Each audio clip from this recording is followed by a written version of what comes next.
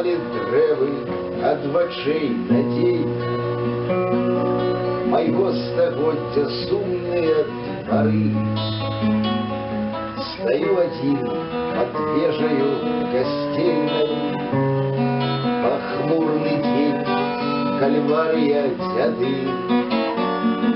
Давно няма кому скласть ружи под ваши каплицы и крыжи. Уцкевичи, Мицкевичи, Манюшки, Стефаны, Каролины, Тамаши. Полеглые небы в одной атацы, в одным неровным шерагу могил. Бурмистр, оккупованная столицы, и колешний повстанский командир, молкливым хоры величных фамилий на скрижаваннях незворотных дат свайго жыцця, упушчаных імгненняў. Мне стане ад чагосьці не шкада.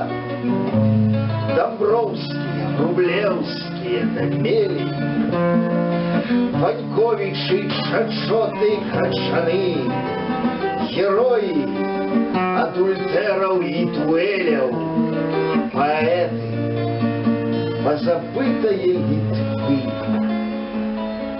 На ваши сиротелые маёнтки, на Менск, на Вильню и на всю землю